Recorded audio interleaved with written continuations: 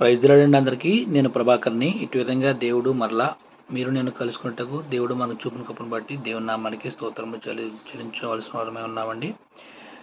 ఇటు విధంగా మనం అందరం కూడా క్షేమంగా నెమ్మదిగా ఉన్నందుకే దేవునికి మనం ఎల్లప్పుడూ కూడా రుణపడి ఉన్నాము. దేవుని నామానికి మహిమ కలుగును గాక. అయితే నేను ఈరోజు ఒక విషయము మీతో పంచుకోవాలని ఈ విధంగా మీ ముందుకు రావడం జరిగింది. అదేంటంటే ప్రేమ గురించి చెప్పాలనే ఉద్దేశం నాకు కలిగింది. ఎందుకంటే మనము ఈ విషయం మీతో పంచుకోవాలి. ఎందుకంటే యాక్చువల్గా మనకి ఇంకా 2-3 రోజుల్లో లేదా మనకి ఈ నెలలో మనకి వ్యాలంటైన్స్ డే లేదా ప్రేమికుల దినం అని చెప్పేసి మనకి ఫిబ్రవరి 14th యాక్చువల్గా జరుగుతుంది. ఇది అన్ని దేశాల్లో కూడా జరుగుతుంది. దాన్ని ఒక రోజుగా ప్రకటన చేయడం జరుగుతుంది. కాబట్టి ఆ రోజున ప్రేమించుకునేవాళ్ళు లేదా ప్రేమించబడేవాళ్ళు లేదా ఒకరంటే ఒకరు ఇష్టపడేవాళ్ళు వాళ్ళ ప్రేమను వ్యక్తపరచడానికి ఒకానొక దినాన్ని ఏర్పాటు చేయడం జరిగింది. కాబట్టి ఆ విధంగా వాళ్ళు అది చేస్తూ ఉంటారు. ఇది యాక్చువల్గా మన దేశంలో భారతదేశంలో పుట్టింది కాదు. పాశ్చాత్య దేశాల్లో అమెరికా, కెనడా, బ్రిటన్ అటువంటి దేశాల్లో వాళ్ళు మొదలు పెట్టడం జరిగింది. అయితే ఆనవాయితీగా వాళ్ళు మన దేశంలో కూడా చేయడం జరుగుతుంది. అయితే ఈ విషయాన్ని మీ ముందుకు ఎందుకు చెప్పాలంటే, నేను ఏ విషయం చెప్పినప్పటికీ కూడా మనకి ఖచ్చితంగా సంబంధం ఉండాలండి. మనం భక్తి చేసే వాళ్ళకి లేదా మన క్రైస్తవులకి ఖచ్చితంగా మనకు ఉపయోగపడాలి. మనం కూడా ఆ విధంగా చేస్తూ ఉంటాము. మనకు కూడా పిల్లలు ఉన్నారు, సంఘంలో యవనస్తులు ఉంటారు. కాబట్టి అనేక విషయాలు మీతో పంచుకోవాలనే ఉద్దేశంతో మాత్రమే నేను ఈ విధంగా మీ ముందుకు రావడం జరిగింది. అయితే ప్రేమ గురించి మీకు ఏ విధంగా చెప్పాలి అని నేను ఆలోచించినప్పుడు కొన్ని విషయాలు నేను ఆలోచించడం జరిగింది. అయితే నిజంగా ప్రేమ అంటే ఏంటి? ప్రేమించిన వాళ్ళు ఏం చేస్తారు? ప్రేమించబడే వాళ్ళు ఏం చేస్తారు? నిజమైన ప్రేమకు నిదర్శనం ఏంటి? నిజమైన ప్రేమకు అర్థం ఏంటి? నిజమైన ప్రేమకు రూపం ఏంటి? నిజమైన ప్రేమకు సాక్ష్యం ఏంటి? అనేక విషయాలు మీతో పంచుకోవాలనే ఉద్దేశంతో ఈ విధంగా మీ ముందుకు రావడం జరిగింది. ఎవరైనా కొత్తగా మన ఛానల్ చూసినట్లయితే దయతో సబ్స్క్రైబ్ చేసుకోండి. మన ఛానల్ పేరు వచ్చేసి వెర్స్ ఏంజల్ N2C. ఇది ఓన్లీ క్రైస్తవులకి మాత్రమే మనం దీంట్లో క్రైస్తవులకు సంబంధించిన విషయాలు మాత్రమే మనం మాట్లాడటం జరుగుతుంది. వేరే వాళ్ళు ఎవరైనా వింటే వాళ్ళకి కొంచెం అర్థం అవ్వచ్చు, కొంచెం అర్థం కాకపోవచ్చు. ఎందుకంటే భక్తి చేసే వాళ్ళకి భక్తి గురించి తెలుస్తుంది, భక్తి చేయని వాళ్ళకి భక్తి గురించి తెలియదు. అది నేను ఖచ్చితంగా నమ్ముతాను. ఎందుకంటే మనం మనస్ఫూర్తిగా మనం దేవుని మీద ఆధారపడి దేవుని సేవ చేస్తున్నప్పుడు, దేవుని ప్రార్థన చేస్తున్నప్పుడు, దేవుని బతిమలాడుకుంటున్నప్పుడు మన మనసులు కానీ మన హృదయాలు కానీ ఏ విధంగా ఉంటాయి అనేది మనకు మాత్రమే తెలుస్తుంది. అది నేను ఖచ్చితంగా నమ్ముతాను. ఎందుకంటే భక్తి చేయని వాళ్ళకి భక్తి గురించి తెలియదండి, భక్తి చేసే వాళ్ళకే భక్తి గురించి తెలుస్తుంది. కాబట్టి మనలాంటి వాళ్ళు ఎవరైనా ఉంటే దయతో ఈ ఛానల్ని షేర్ చేయండి. మీకు నేను చెప్పే విషయాలు ఏవైనా సరే ఒకటి కానీ 2 కానీ ఏదైనా 1-2 మంచి మాటలు మీకు అనిపించినా సరే లైక్ చేయండి. ఎందుకంటే మీరు లైక్ చేస్తే ఇట్లాంటి వారు ఎవరైనా సరే మనలాంటి వాళ్ళు ఎవరైనా ఉంటే వాళ్ళకు కూడా ఈ సందేశం వెళ్తుంది. కాబట్టి వాళ్ళు కూడా నేర్చుకుంటారనే ఉద్దేశంతో ఈ విధంగా మీ ముందుకు రావడం జరుగుతుంది. నెక్స్ట్ వచ్చేసి ప్రేమ గురించి మనం మాట్లాడుకోవాలని చెప్పేసి నేను చెప్పాను కదండి. ఫస్ట్ ఆఫ్ ఆల్ ఏంటంటే మనము ప్రేమ గురించి బైబిల్ ఏం చెప్తుంది అని మనం విశదంగా పరిశీలించినట్లయితే ప్రేమ కానీ ప్రేమ పెళ్ళి గురించి కానీ బైబిల్లో ఎక్కడ కూడా మీరు చేసుకోవచ్చు లేదా చేయకూడదు అని చెప్పేసి ఖచ్చితంగా మనకైతే ఎక్కడ కూడా రాసిన విధంగా కూడా మనం ఎక్కడ కూడా చూడమండి. అంటే బైబిల్లో ప్రేమ పెళ్ళి లేదని లేదా ప్రేమ పెళ్ళి చేసుకుంటే తప్పని కాదు, ప్రేమ పెళ్ళి కూడా చేసుకోవచ్చు, చేయకూడదని చెప్పేసి బైబిల్లో లేదు, చేసుకోవచ్చు. అయితే ఇరువురు ఒకరినొకరు ఇష్టపడినప్పుడు, ఒకరినొకరు అంగీకరించబడినప్పుడు మన క్రైస్తవ పెళ్ళి మీకు తెలుసు కదా. క్రైస్తవ పెళ్ళి ఒకరినొకరు అంగీకారం పొందాలి, వధువు వరుడు కూడా అంగీకారం పొందాలి. అదేవిధంగా అటువైపు ఉన్న బంధువులు ఇటువైపు ఉన్న బంధువులు కూడా అంగీకారం చెప్పాలి. వాళ్ళకి ఎటువంటి అభ్యంతరం లేదని ప్రకటన చేసిన తర్వాతే ఆ పాస్టర్ గారు ఎవరైతే ఉన్నారో ఆయన వివాహం చేయడం కూడా జరుగుతుంది. ఆ విధంగా క్రైస్తవ పెళ్ళిళ్ళు జరుగుతూ ఉంటాయి. కాబట్టి ప్రేమ అనేది బైబిల్లో చాలా ముఖ్యమైన పదము. ఎందుకంటే ప్రేమ అంటే మనం ఇప్పుడు మాట్లాడుకుంటున్న ప్రేమే కాదు, ఆ ప్రేమకు చాలా అర్థం ఉంది.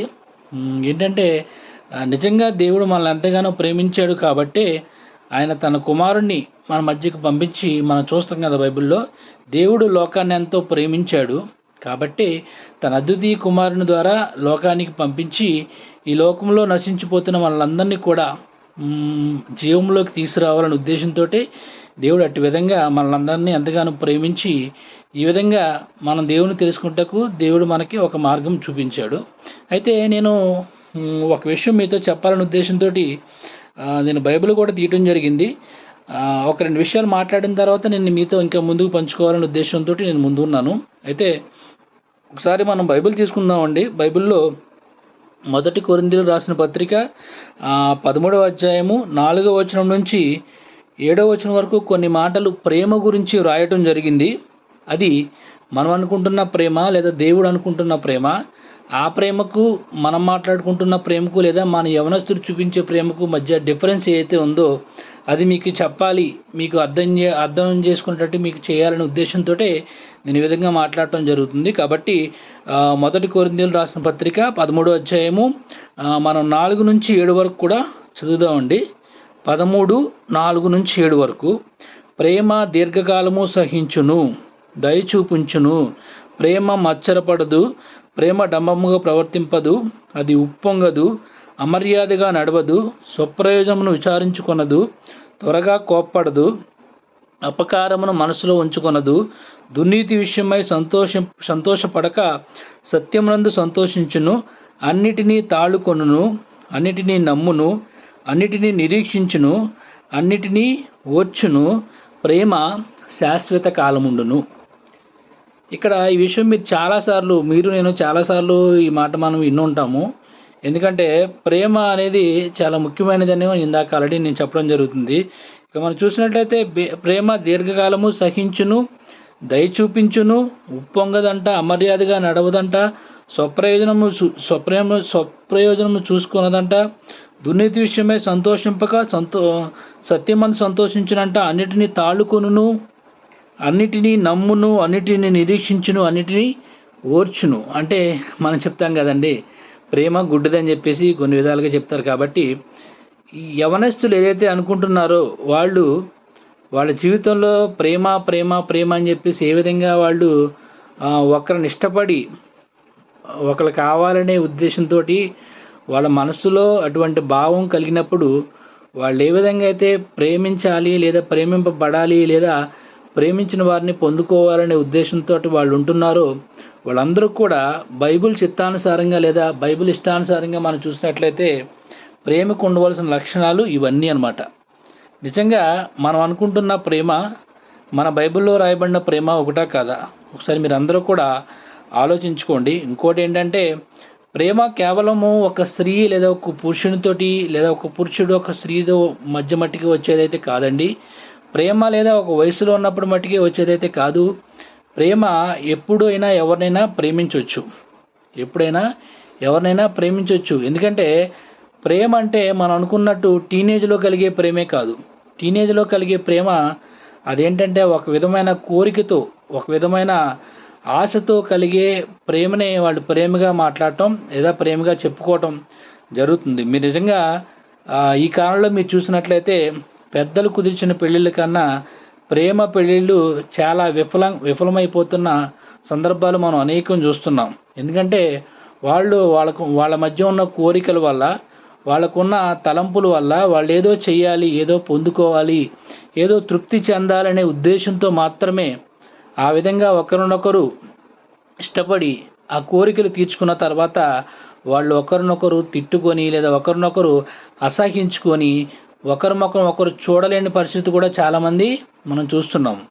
అలాంటి వాళ్ళే డైవర్స్ తీసుకొని వాళ్ళ పెళ్ళిళ్ళని క్యాన్సిల్ చేసుకొని వాళ్ళ జీవితాన్ని నాశనం చేసుకొని అట్టి విధంగా ఉన్నవాళ్ళు చాలామందిని మనం చూస్తున్నాం. కాబట్టి ప్రతి యవనుడికైనా ప్రతి యవనస్తురాలకైనా యవన దశ అనేది చాలా ముఖ్యమైనది. ఎందుకంటే వాళ్ళ జీవితంలో వాళ్ళు ఎటువంటి అంటే ఒక విజయ పతాకాన్ని చేరుకోవాలన్నా లేదా వాళ్ళ జీవితంలో అపజయం చూడాలన్నా ఆ స్థాయి లేదా ఆ కాలం అనేది చాలా ముఖ్యమైనది. కాబట్టి దేవుని చిత్తానుసారమైన దేవుని ఇష్టానుసారమైన నిర్ణయం తీసుకొని మీరు ఎవరినైతే ప్రేమించాలి లేదా ఎవరినైతే మీరు పొందుకోవాలని చెప్పేసి మీరు అనుకుంటున్నారో దాన్ని దేవుని చిత్తానుసారంగా మీరు గ్రహించుకొని ఆ విధంగా మీరు దేవుని చేత కనిపెట్టబడి లేదా దేవుని చేత ఒక ఆజ్ఞను కానీ లేదా ఒక సూచన కానీ పొంది మీరు ముందుకు వెళ్ళినట్లయితే అది మీకు శుభపరిణామంగా ఉంటుంది. లేకపోతే ఇందాక మనం చెప్పినట్లుగా లేదా మీరు మీ ఇష్టానుసారంగా లేదో మీకు మీదేదో ప్రేమ కావాలి లేదా మీకు మీరేదో పొందుకోవాలనే ఉద్దేశంతో మీరు ఎక్కడ ఉండకుండా లేదా ఆగలేకుండా పెద్దల మాట వినకుండా కూడా మీరు మీ ఇష్టానుసారంగా మీరు నిర్ణయాలు తీసుకొని మీ ఇష్టానుసారంగా మీరు జీవించినట్లయితే మీరు బంగారు భవిష్యత్తును లేదా మీ మంచి భవిష్యత్తును మీరు తాకట్టు పెట్టుకుంటున్నారు. మంచి భవిష్యత్తును మీరు కోల్పోతున్నారు. స్త్రీలైనా సరే పురుషులైనా సరే మీ మంచి భవిష్యత్తును దేవుని యందు భయభక్తులు కలిగి అప్పటి వరకు మీ జీవించిన మీ జీవితాన్ని లేదా మీ భక్తి జీవితాన్ని మీ శరీరాన్ని ఈ లోకంలో లేదా ఈ ప్రపంచంలో లేదా ఈ సమాజంలో మీరు పెరిగిన గౌరవాన్ని అంతా కూడా మీరు పోగొట్టేసుకొని మీకు మీరు హాని చేసుకున్న వారై మీకు మీరే హాని చేసుకున్న వారై మీ జీవితాన్ని కోల్పోయిన వారిగా ఒక మచ్చలాగా మీ కుటుంబాల్లో లేదా మీ జీవితాల్లో మీకు ఇష్టపడిన వారి జీవితాల్లో మీరు అట్టి విధంగా ఉండిపోయి మీరు సరిదిద్దుకోలేని తప్పుగా మీరు ఆ విధంగా నిలబడిపోతారు. కాబట్టి ప్రేమించి పెళ్లి చేసుకోకూడదని చెప్పి బైబిల్లో అక్కడ లేదు. కానీ ప్రేమ అనేది దేవుని చిత్తానుసారంగా ఉన్నప్పుడు లేదా దేవుని ఇష్టానుసారంగా ఉన్నప్పుడు ఖచ్చితంగా అది ముందుకు వెళ్తుంది. అది నిజమైన ప్రేమ. నిజంగా దేవుడు ప్రేమించిన విధంగా ఏ విధంగా అయితే ఇక్కడ అనేక లక్షణాలు మనం చూసామో అట్టి విధంగా మీరు నిజంగా చూసినట్లయితే అది నిజమైన ప్రేమ. మనం బైబిల్లో కొన్ని ఉదాహరణలు కూడా మనం చూస్తామండి. బైబిల్లో కొన్ని ఉదాహరణలు కూడా మనం చూస్తాము. ఎందుకంటే ప్రతిదీ కూడా మనం బైబిల్ నుంచే నేర్చుకోవాలి. ప్రతిదీ కూడా మనం బైబిల్ నుంచే ఉదాహరణలు తీసుకోవాలి. మన అర్థము లేదా మన కొలబద్ద ఏదైనా ఉందంటే అది బైబిల్ మాత్రమే. ఎందుకంటే మనం వేరే వాళ్ళతో పోల్చుకుంటే వాళ్ళు వేరే రకంగా ఉండొచ్చు, మనం వేరే రకంగా ఉండొచ్చు. కానీ మనం బైబిల్తో పోల్చుకున్నప్పుడు మన జీవితాలు, మన భక్తి జీవితం ఏ విధంగా ఉంది, మన వ్యక్తిగత జీవితం ఏ విధంగా ఉంది, మనకన్నా ముందున్న పూర్వ భక్తులు ఏ విధంగా దేవుడు వాళ్ళతోటి నడిచాడు లేదా వాళ్ళు నడిపించబడ్డారు, వాళ్ళు దేవుని మీద ఆధారపడి ఏ విధంగా వాళ్ళ జీవితాన్ని కొనసాగించారనే విషయాలు మనం తెలుసుకోవచ్చు. మీరు చూసినట్లయితే బైబిల్లో మీరు యాకోబుని చూశారు కదా. రాహేలు ప్రేమించి రాహేలు కోసం తన జీవితం మొత్తం ధారపోసాడు. అదేవిధంగా సంసోను ఎంతో అభిషేకం కలిగిన వ్యక్తి. ఆనాడు ఫిలిష్తీయుల చేతిలో నుంచి తన ప్రజలను తప్పించడానికి సంసోన్ను ఒక అభిషేకంతో పుట్టినది మొదలుకొని ఒక అభిషేకంతో సంసోన్ను ఆ విధంగా పెంచడం జరిగింది. అనేక విజయాలు సంసోను పొందాడు. అనేక మందిని చంపాడు. దేవుని నామం చేత బలంగా నడిపించబడి బలమైన వ్యక్తిగా ఆ సంసోను ఉన్న సందర్భంలో ఒక స్త్రీ ప్రేమలో పడిపోయి తన జీవితాన్నే నాశనం చేసుకొని తన శరీరాన్ని, తన ఆత్మను, దేవుని పట్ల తనకున్న సాక్ష్యాన్ని పోగొట్టుకొని చివరిగా ఏమయ్యాడంటే ఒక కళ్ళు లేని గుడ్డివాడిగా ఒక దేవాలయంలో శత్రువులతో పాటు తను కూడా చనిపోయి తన జీవితాన్ని సర్వనాశనం చేసుకున్నట్టుగా మనం చూస్తాము. సంసోన్ని మీరు చూసినట్టయితే ఎంతో బలాఢ్యుడే, ఎంతోమందిని చంపేవాడే, ఎవరిని లెక్క చేయని వాడే. కానీ ఒక స్త్రీ మోజులో పడిపోయి తనకున్న అభిషేకాన్ని పోగొట్టుకొని తన శత్రువులకి తానే అప్పగించుకొని తనకున్న బలాన్ని పోగొట్టుకొని దేవుని నామానికి అవమానం కలగజేసుకొని ఆ విధంగా తన జీవితాన్ని వెళ్ళబుచ్చి చివరి దశలో ఏమయ్యాడంటే తను చనిపోయాడు. తనకున్న అభిషేకం పోయింది, తనకున్న సాక్ష్యం కూడా పోయింది. ఇంకా మనం చూసినట్లయితే సొలొమోను గురించి మనం చాలా గొప్పగా చెప్పుకుంటాము. సొలొమోను మనకి అనేకమైన విషయాలు మనకి పరమగీతంలోనూ సామెతల్లో కూడా చెప్పడం జరిగింది. అనేక విషయాలు మనం సొలొమోను ద్వారా నేర్చుకుని బలపరచబడ్డాం.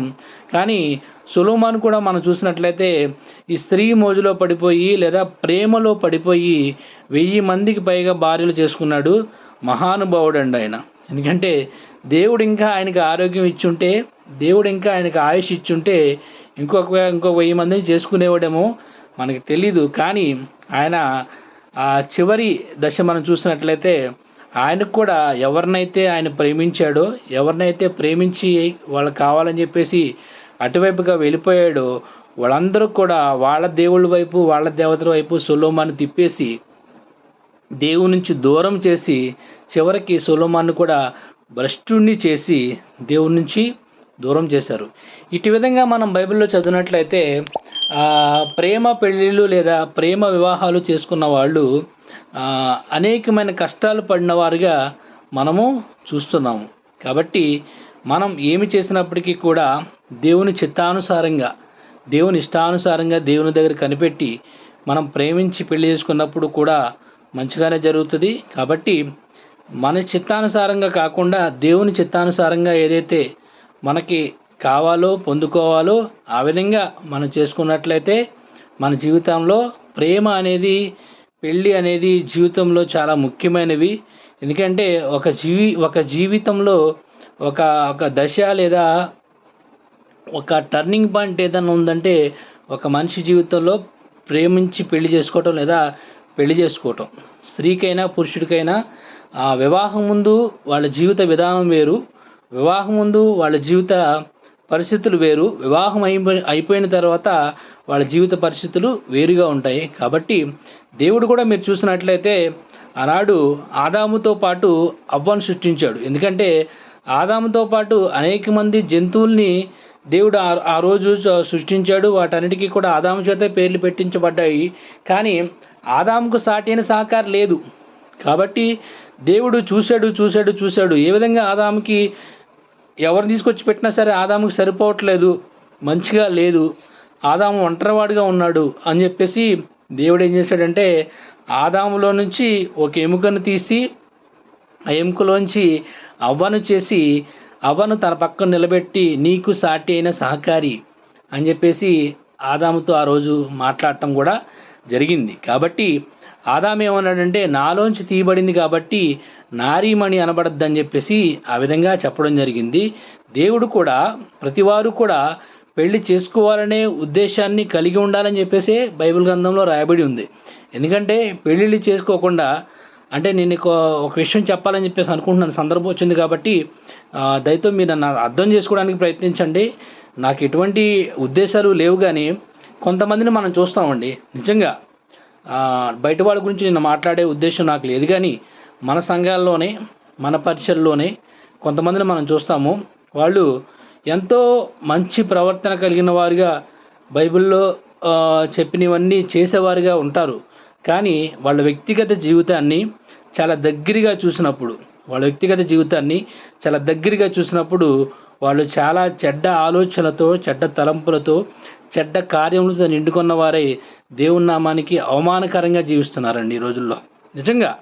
నిజంగా జీవిస్తున్నారు. మీరు ఖచ్చితంగా నమ్మాలి ఇది. ఎందుకంటే ఒక్క పరిచర్యలో ఒక్క సంఘములో ఉన్నవాళ్ళే అదే సంఘంలో ఉన్న వాళ్ళతోటి అక్రమ సంబంధాలు పెట్టుకొని అదే సంఘంలో ఉన్న వాళ్ళతోటి అంటే ఒకవేళ నిజంగా మీరు ప్రేమించినట్లయితే పెద్దలను నొప్పించి దేవుని చిత్తానుసారంగా మనం మాట్లాడుకున్నట్టు ఇందాక పెళ్ళిళ్ళు చేసుకోవచ్చు. కానీ పెళ్ళిళ్ళు చేసుకున్న వ్యక్తులు, పిల్లలు పుట్టిన వ్యక్తులు కూడా అక్రమ సంబంధాలు పెట్టుకొని అదే సంఘంలో జీవిస్తున్నవారు వీళ్ళందరూ కూడా దేవునికి ఎటువంటి అంటే ఏం చెప్తారో దేవుడు ఒకవేళ అడిగితే వీళ్ళు అసలు ఒకసారి మీరు అందరూ ఆలోచించుకోండి. అంటే కొంతమంది గురించి నేను చెప్తున్నానండి, అందరూ కాదు. నిజంగా పాస్టర్స్ కూడా ఉన్నారండి, దీంట్లో పాస్టర్స్ కూడా ఉన్నారు, సంఘ సహోదరులు కూడా ఉన్నారు, సంఘ సభ్యులు కూడా ఉన్నారు. ఎందుకంటే వాళ్ళలో ఒక విధమైన ప్రేమ, ఒక విధమైన ఒక ఆశ కలగటం వల్ల అట్టి విధంగా వాళ్ళు మన దేవుడే కదా, మన సంఘమే కదా, మన పాస్టర్ గారే కదా అని చెప్పేసి వాళ్ళు ఎంత చెడ్డమైన కార్యాలు చేయడానికి కూడా వాళ్ళు పూనుకొని అదే సంఘంలో వాళ్ళు అందరూ కలిసి ఒకే సన్నిధిలో దేవునికి ఆరాధన చేయడం కూడా జరుగుతుంది. మీరు చూడండి ఎంత చెడ్డ కార్యం జరుగుతుందో చూడండి ఒకసారి మీరు చూసినట్లయితే.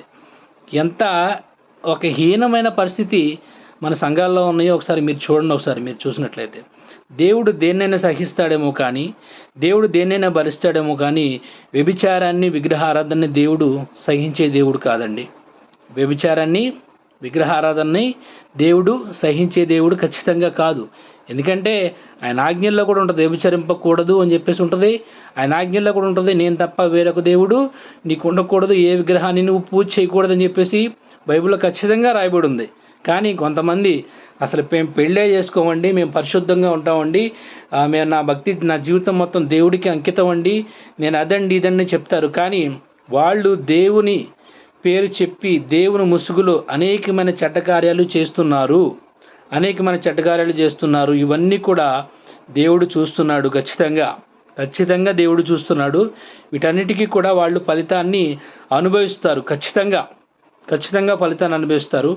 అటువంటి కార్యాల చేత వాళ్ళు దేవుని నామానికి అవమానం కలుగజేస్తున్నారు. కాబట్టి దేవుడు ఖచ్చితంగా ఎవరైతే దేవుని నామానికి, దేవుని పనికి అడ్డుగా ఉన్నారో, ఎవరైతే దేవుని నామానికి అడ్డుగా ఉండి వాళ్ళ సొంత స్వప్రయోజనాల కోసం దేవుని నామాన్ని అడ్డు పెట్టుకొని వాడుకుంటున్నారో వాళ్ళందరినీ కూడా దేవుడు ఖచ్చితంగా చూస్తాడు. కాబట్టి అటువారు ఎవరైనా ఉంటే ఖచ్చితంగా దేవుడు చూస్తాడు. ఇప్పటికైనా సరే మీరు మారు మనసు పొందండి. ఇప్పటికైనా సరే మీరు మీ పాపాలు ఒప్పుకోండి. ఖచ్చితంగా దేవుడు ఒకవేళ అవకాశం ఉంటే మాత్రం మిమ్మల్ని క్షమించడానికి దేవుడు సహాయం చేస్తాడని చెప్పేసి నేను అనుకుంటున్నాను. ఇటు విధంగా ప్రేమ గురించి నేను మీతో మాట్లాడటం జరిగిందండి. ఇదంతా ఒక విషయము. అయితే నేను మీకు అసలు చెప్పాలనే ఉద్దేశంతో నేను ఇవన్నీ చెప్పాలని మేము ముందుకు వచ్చాను. అసలు ఉద్దేశం ఇప్పుడు మీకు చెప్పాలని నేను ప్రయత్నం చేస్తున్నాను. కాబట్టి ఇప్పుడు మనం చదివిన దాంట్లో ఏంటంటే కొరింథీయులకు రాసిన పత్రిక 13వ అధ్యాయము 4-7 వచనాలు మనం చదివాం కదా. దాంట్లో ఏమున్నాయంటే దేవుడు అనుకుంటున్న ప్రేమ, మన బైబిల్ గ్రంథంలో ఉన్న ప్రేమ ఏ విధంగా ఉంటుంది, దానికి లక్షణాలు ఏంటి, అనేక విషయాలు మనం ఇక్కడ కొరింథీయులకు రాసిన పత్రికలో 13వ అధ్యాయము 4వ వచనము 7వ వచనంలో రాయటం జరిగింది. అయితే మన దేవుడు మనల్ని ప్రేమించి, మన దేవుడు మన కోసం ఏం చేశాడు, నిజమైన ప్రేమకు అర్థం ఏంటి అని చెప్పేసి మిమ్మల్ని అడిగాను కదా. దాని గురించి ఒక మాట చెప్పాలనే ఉద్దేశంతో అది చెప్పేసి దీన్ని నేను పూర్తి చేస్తానండి. కొంచెం సమయం ఎక్కువ అవుతుంది, దయతో నన్ను అర్థం చేసుకోండి, క్షమించండి. అసలు ఎక్కువసేపు చెప్పాలనే ఉద్దేశం ఖచ్చితంగా నాకు లేదు. కానీ కొన్ని విషయాలు మాట్లాడాలి, కొన్ని విషయాలు చెప్పాలి. కాబట్టి కొన్ని పదాలు వాడకపోతే దాని అర్థం మీకు నాకు తెలియదు. కాబట్టి కొన్ని విషయాలు చెప్పడం జరుగుతుంది. ఒక్క విషయం అండి, ఎఫెసీయులకు రాసిన పత్రిక 5వ అధ్యాయము 25-27 వరకు కూడా ఒకసారి చదవాలని చెప్పేసి నేను అనుకుంటున్నాను. ఎఫెసీయులకు రాసిన పత్రిక 5వ అధ్యాయము 25-27 వరకు అనమాట. పురుషులారా, మీరును మీ భార్యలను ప్రేమించుడి, అటువలే క్రీస్తు కూడా సంఘమును ప్రేమించి అది కళంకమైనను ముడతైనను అట్టిది మరి ఏదైనను లేక పరిశుద్ధమైనదిగాను నిర్దోషమైనదిగాను మహిమగల సంఘముగాను ఆయన తన ఎదుట దాన్ని నిలబెట్టుకునవలనని వాక్యంతో ఉదక స్నానము చేత దాన్ని పవిత్రపరిచి పరిశుద్ధపరచుటకై దాని కొరకు తన్ను తాను అప్పగించుకొనెను. ఒకసారి మీరు చూసినట్లయితే పెళ్ళైన వాళ్ళు ఖచ్చితంగా వాళ్ళ భార్యని కానీ వాళ్ళ భర్తను కానీ ప్రేమించాలని చెప్పేసి బైబిల్ గ్రంథంలో సుస్పష్టంగా రాసుందండి. పెళ్ళి కాని వారి గురించి అయితే లేదు. కానీ భార్యలు భర్తను ప్రేమించాలి, భర్తలు కూడా భార్యను ప్రేమించాలి. వాళ్ళు ఒకరినొకరు ఎడబాసి ఉండకూడదు, ఒకరినొకరు హత్తుకుంటారని చెప్పేసి మనం ఆదికాండంలో కూడా చూస్తాము. అదేవిధంగా అటువలే క్రీస్తు కూడా సంఘమును ప్రేమించి, ఈ మాట మీకు చెప్పాలని నేను అసలు ఉద్దేశంతో నేను ఇలా స్టార్ట్ చేయడం జరిగింది. అయితే మనం ఇవన్నీ మాట్లాడుకున్నాం. అయితేనే లేమండి, మంచిదే. కాబట్టి కొంచెం ప్రయత్నం చేయండి వినటానికి. అయితే క్రీస్తు కూడా సంఘమును ప్రేమించాడు. దేవుడు మనల్ని ఎటు విధంగా ప్రేమించాడు, దేవుడు మన కోసం ఏం చేశాడు, దేవుడు మనల్ని ఎటు విధంగా ప్రేమించాడు, దేవుడు మన కోసం ఏం చేశాడు. మీరు చూసినట్లయితే దేవుడు మన కోసం యేసుక్రీస్తుగా పుట్టి 33.5 సంవత్సరాలు ఈ భూమి మీద సంచారం చేసి 3.5 సంవత్సరాలు అనేక మందికి సువార్తను చెప్పి అనేక మంది చేత బోధకుడని రబ్బీ అని పిలువబడి లేదా అనేక మందిని రక్షించి లేదా అనేక మందిని స్వస్థపరిచి అనేక మందిని దేవుని రాజ్యం వైపు తిప్పి ఆనాడు ఉన్న దుర్బోధనల్ని పరిశీలనని శాస్త్రాలను ఎదిరించి దేవుని వైపు తిరిగి ఎంతగానో 3.5 సంవత్సరాలు ఆయన ఆనాడు ఆ ప్రాంతం అంతా కూడా తిరిగి దేవుని వాక్యాన్ని లేదా ఆ పరిచయం చేయడం మనము మన దైవ గ్రంథంలో చూస్తున్నాము. అయితే ఇదంతా జరిగిన తర్వాత వాళ్ళందరికీ దేవుని చేత వాక్యంతో దేవుడు వాక్యాన్ని చెప్తున్నాడు. అయితే ఈ పరిసయ్యులు శాస్త్రులు అందరూ కూడా దేవుని మీద చాలా కోపంతో ఏదో విధంగా ఆయన్ని అది చేయాలి ఇది చేయాలి ఏదో చంపేయాలని ఆనాడు ప్రధాన యాజకుని వద్దకు తీసుకువెళ్ళటము, ఆయనకి మరణశిక్ష వేయటం, ఇవన్నీ కూడా మనం దైవ గ్రంథంలో చూస్తాము. అయితే మీరు ఈ విషయాన్ని కొంచెం జాగ్రత్తగా వినండి. అయితే దేవుడిని సిలువేయటం జరిగింది. ఆనాడు సిలువేయటం జరిగింది. సిలువేసిన తర్వాత ఆయనతో పాటు ఇద్దరు బందిపోటు దొంగలను కూడా ఆయన పక్కనే సిలువేయటం జరిగింది. బందిపోటు దొంగలు ఓ పక్కన ఒకడు, కుడి పక్కన ఒకడు, ఎడం పక్కన ఒకడు ఉన్నాడు.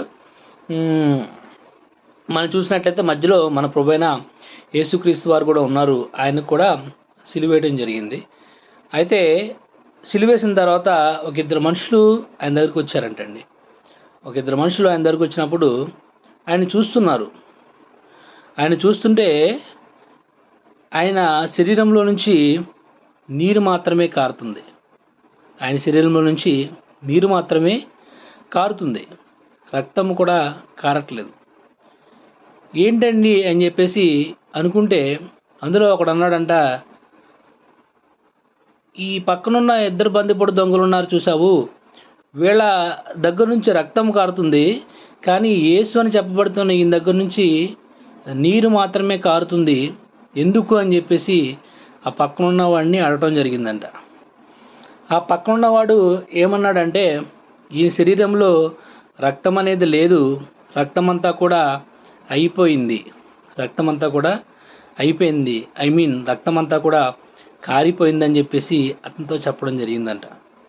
అంటే మీరు ఇక్కడ అర్థం చేసుకోవాల్సింది ఏంటంటే, ఆఖరి రక్తపు బొట్టు వరకు కూడా ఆయన మన కొరకు చిందించాడు. ఆఖరి రక్తపు బొట్టు వరకు కూడా మన కోసం ఆయన కార్చాడు. మీరు చూసినట్లయితే ఒకసారి ఆ సన్నివేశాన్ని మీరు ఊహించుకోండి. ఒకసారి ఆ సన్నివేశం ఏ విధంగా ఉంటుందో ఒకసారి మీరు ఊహించుకోండి. ఎందుకంటే ఆయన శరీరంలో రక్తమంతా కూడా కారిపోయింది. ఆయన శరీరంలో రక్తం అంతా కూడా కారిపోయి కేవలం నీరు మాత్రమే చిన్న చిన్న చుక్కల్లాగా కొంచెం కొంచెం ఎవడో ఒకడు వచ్చాడండి, పొడిచేసాడు వాడిని, పక్కన డొక్కల్లో పొడిచేసాడు. ఆయన దాహం అడుగుతుందని చెప్పేసి అడిగితే, నీకు దాహం కావాలని చెప్పేసి చిరకాను ముంచి డొక్కలో పొడిచాడు. డొక్కలో పొడిచినప్పుడు పొడిస్తే రక్తం రావాలి కదా, రక్తం రావట్లే, ఆయనకి కేవలం నీరు మాత్రమే వస్తుంది. ఆయన శరీరంలో ఉన్న రక్తం అంతా కూడా కారిపోయింది. మీరు చూసినట్లయితే గెత్సేమనే తోటలో ఆయన పట్టుకోవడానికి ముందు గెత్సేమనే తోటలో ఆయన శిష్యులతో చెప్తాడు కదండి, మీరు ఈ రాత్రి మెలకుగా ఉండి ప్రార్థన చేయుడి, ఎందుకంటే గొర్రెల కాపరిని కొడతారు, గొర్రెలన్నీ చెదిరిపోతాయి అని చెప్పేసి అక్కడ మనం దైవగ్రంథంలో మనం మాట్లాడుకోవడం జరుగుతుంది. అయితే వాళ్ళు ప్రార్థన చేయరు, కానీ ఈయన భారము కలిగి ప్రార్థన చేస్తాడు. మీరు చూసినట్లయితే భారము కలిగి ప్రార్థన చేస్తాడు. 1, 2, 3 సార్లు వాళ్ళ దగ్గరికి వస్తారు, ప్రార్థన చేయండి ప్రార్థన చేయండి అని చెప్పడానికి వస్తాడు. కానీ వాళ్ళు నిద్రపోతూ ఉంటారు. అయితే ఆయన మరలా వెళ్ళి ఆ గెత్సేమనే తోటలో ఆయన ప్రార్థన చేసినప్పుడు మీరు చదివినట్లయితే ఆయన రక్తం అంతా కూడా చెమట రూపంలో అక్కడ కింద పడటం మనం బైబిల్ గ్రంథంలో చూస్తాం. అంటే ఒక మనిషి ఎంత వేదన పడ్డాడు, ఒక మనిషి ఎంతగా కుంగిపోయాడు, తన జీవితాన్ని, తన మనసును, తన శరీరాన్ని ఎంతగా నలగొట్టుకుంటే ఒక రక్తము చెమట రూపంలో కింద పడిందో ఒకసారి మీరు అందరూ కూడా ఆలోచించుకోండి. అది కాదా ప్రేమ అంటే? ఆఖరి రక్త బొట్టు వరకు కూడా మన కోసం కార్చాడు చూశారు ఆయన. అది కాదండి ప్రేమ అంటే. ఆయన శరీరంలో ఉన్న రక్తమంతా కూడా చెమట రూపంలో బయటకు వచ్చేసింది కదా, అంతగా కుమిలిపోయాడు కదండి ఆయన, అంతగా ఆయన బాధపడ్డాడు కదా.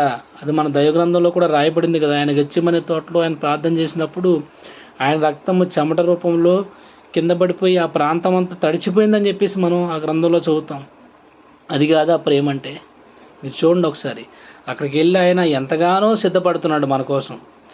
ఆయన కొడతారని చెప్పి ఆయనకు తెలుసు, ఆయన బాధ పెడతారని చెప్పి ఆయనకు తెలుసు, ఆయన అవమానిస్తారని చెప్పి ఆయనకు తెలుసు, ఆయన మీద ఉమ్ములు వస్తారని చెప్పి తెలుసు, ఆయన మీద అపహాస్యం చేస్తారని చెప్పి ఆయనకు తెలుసు. అన్నీ తెలిసినప్పటికీ కూడా ఆయన దేవుని వాక్యాన్ని నెరవేర్చడానికి అట్టి విధంగా మౌనంగా ఉండి తన్ను తాను ఆ పని కోసం సిద్ధం చేసుకొని తన శరీరంలో ఉన్న రక్తాన్నంతా కూడా చెమట రూపంలో కింద పడేసి కాచిపోయే అంత అటువంటి పరిస్థితికి, అటువంటి స్థాయికి ఆయన వెళ్ళిపోయాడంటే ఎంత విధంగా ఎంతగా ఆయన కుమిలిపోయాడో, తన శరీరాన్ని ఎంతగా ఆయన ఆ విధంగా మార్చుకున్నాడో మీరందరూ కూడా ఈ రోజున ఆలోచించాలి. మనందరం కూడా ఆలోచించాలి. నేను కూడా ఆలోచించాలి. ఎందుకంటే దేవుడు అనేవాడు మనల్ని ఎంతగా ప్రేమించాడు దేవుడు అనేవాడు. ఎందుకు ఆయన మనకు పరలోకం నుంచి వచ్చాడు? ఎందుకు 33.5 సంవత్సరాలు భూమి మీద సంచారం చేశాడు?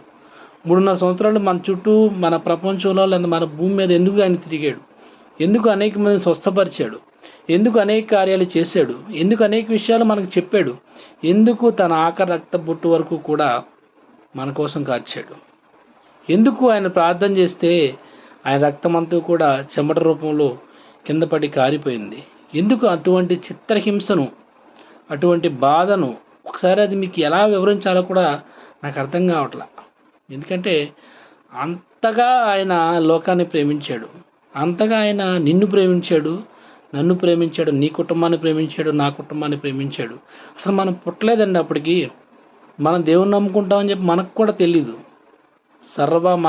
సర్వమాన పాప పరిహారార్థమై ఆయన అట్టి విధంగా మనల్ని ప్రేమించి తను అట్టి విధంగా సిద్ధపడ్డాడు. ఒకసారి మీరు అక్కడ ఆ సన్నివేశాన్ని మీరు ఒకసారి ఊహించుకోండి. గెత్సేమనే తోటలో ఆ రాణివారు అందరూ కూడా ఆయన పట్టుకోవడానికి వస్తున్నారు.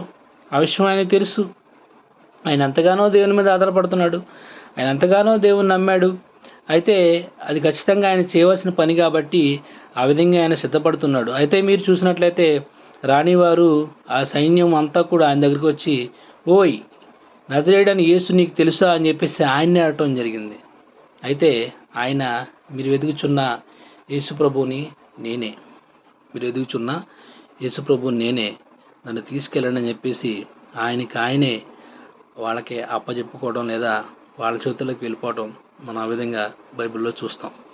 చూడండి ఎంతగా ఆయన తగ్గించుకున్నాడు, ఎంతగా ఆయన బాధపడ్డాడు, ఎంతగా ఆయన ఓర్చుకున్నాడు, ఎంతగా ఆయన వాళ్లకు తనను తాను అర్పించుకున్నాడు. ఇదంతా ప్రేమ కాదంటారా? ఒకసారి మీరు అందరూ ఆలోచించుకోండి. చూడండి ఒకసారి. అప్పటి నుంచి ఆయన తీసుకొని ఆ ప్రాంతం నుంచి అక్కడికి వెళ్తుంటే ఆ స్థలం అంతా కూడా ఆ రక్తం చేత, ఆ చెమట చేత తడిచిపోయిందంటండి. ఇంకెక్కడ ఉంటుందండి రక్తం ఆయన శరీరంలో? ఇంకెక్కడ ఉంటుంది చెప్పండి రక్తం అంతా? ఆఖరి రక్త బొట్టు మొత్తము కూడా నీ కోసం, నా కోసం కార్చిన వ్యక్తి మన ప్రభువైన యేసుక్రీస్తు వారు.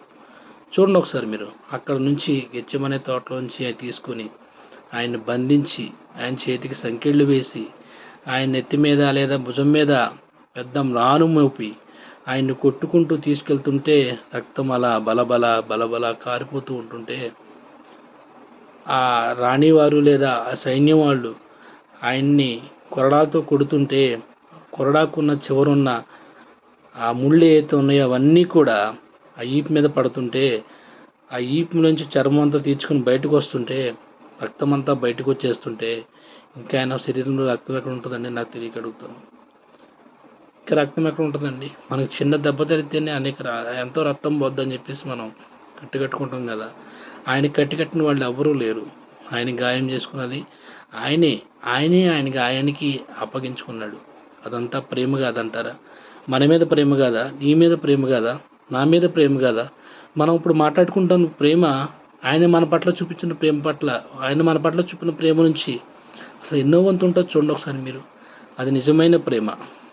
ఏదైతే యేసు ప్రభు వారు సిలువలో మన కోసం చనిపోయారో, ఏదైతే యేసు ప్రభు వారు మన కోసం సిలువలో మరణించారో, ఏదైతే యేసు ప్రభు వారు మన కోసం తన రక్తాన్నంతా చిందించాడో, అది నిజమైన ప్రేమ అండి.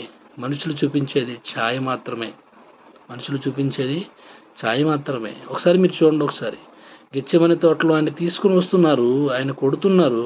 ఒకడు ఇంకేం చేశాడో చెప్పమంటారా మీకు? ఇంకోటి ఏం చేశాడంటే, ఆయన మీద ఉన్న కక్ష తీరక, ఆయన మీద ఉన్న కోపం తీరక ఆ పక్కనే ఉన్న ఒక ముళ్ళు తీగ తీసుకొచ్చి దాన్ని ఒక కిరీటంలాగా అల్లి ఆయన నెత్తి మీద పెట్టి ఒక కర్రతోటి టఫా అని కొట్టాడు.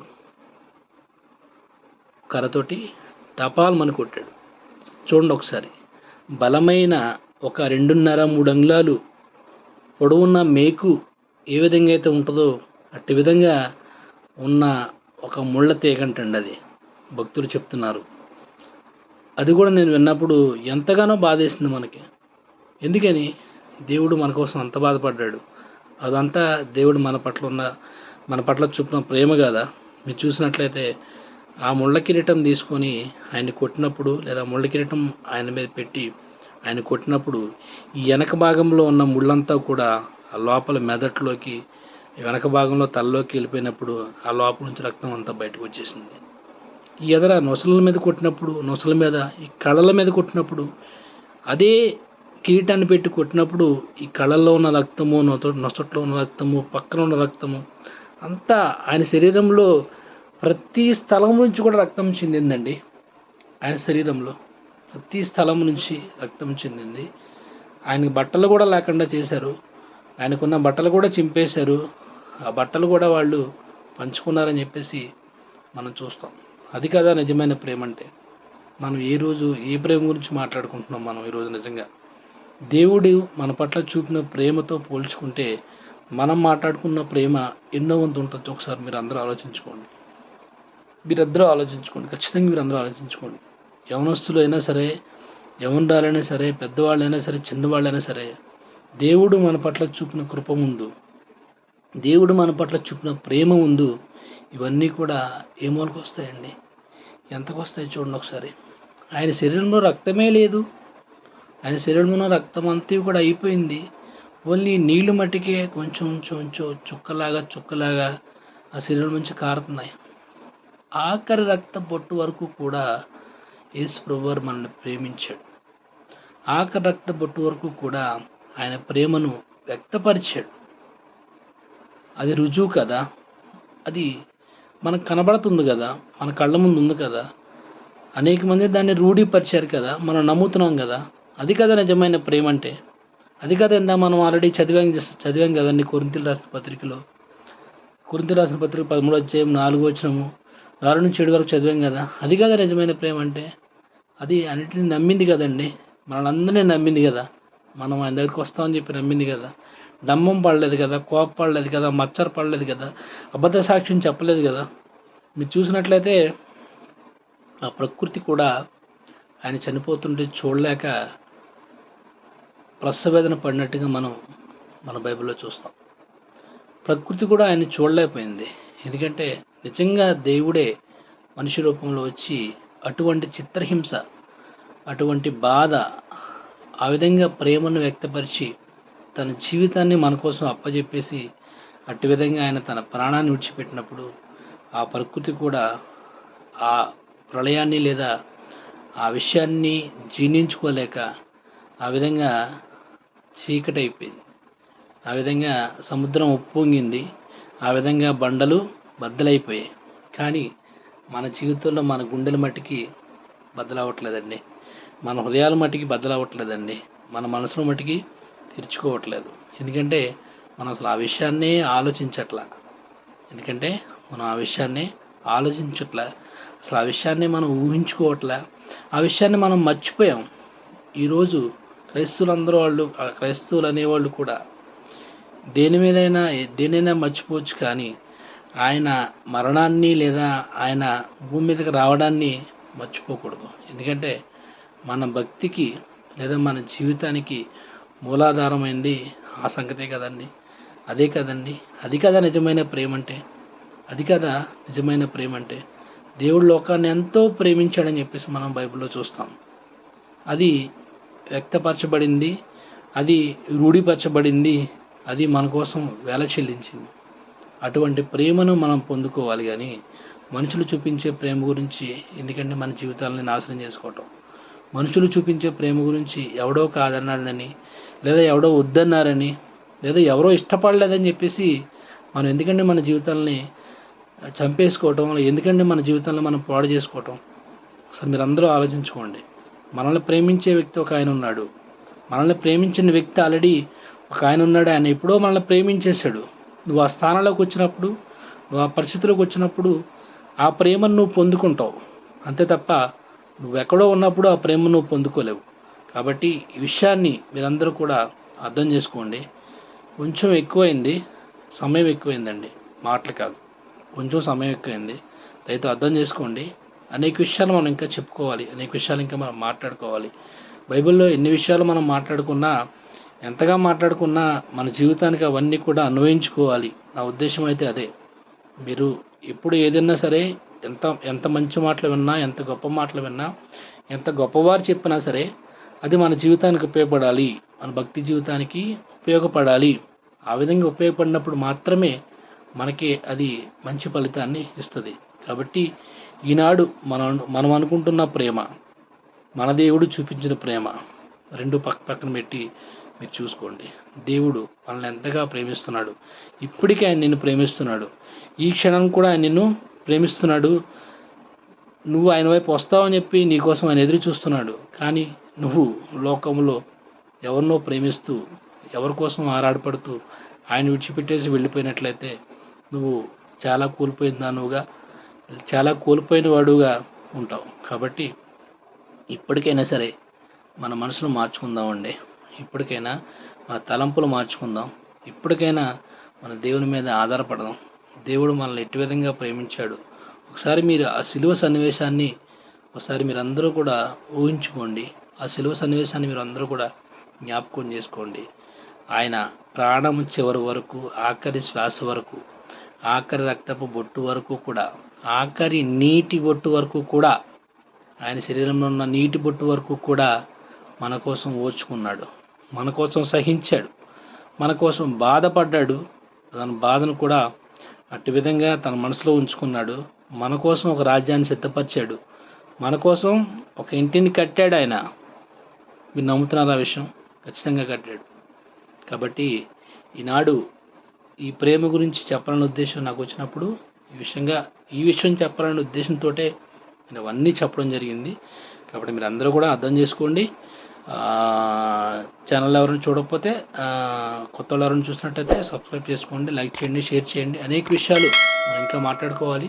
కాబట్టి ఎవరైనా మన వాళ్ళు ఇలాంటి విషయాలు వాళ్ళకు కూడా పంచుకోవాలి, లేదా వాళ్ళకు కూడా తెలియాలని చెప్పేసి మీరు ఎటువంటి ఆలోచన, ఎటువంటి ఉద్దేశం మీకు వచ్చినప్పుడు దయతో మీరు వాళ్ళకు కూడా షేర్ చేయాల్సిందిగా కోరుచున్నాను. దయతో అందరికీ కూడా వందనాలండి. దేవుడు మరలా మనందరినీ కలుసుకున్నంత వరకు కాపుదల భద్రత అందరూ దయచేయాలని మనస్ఫూర్తిగా నేను దేవుని మీద ఆధారపడుతున్నాను. అప్పటి వరకు సెలవు తీసుకుందామండి. అందరికీ కూడా వందనాలు.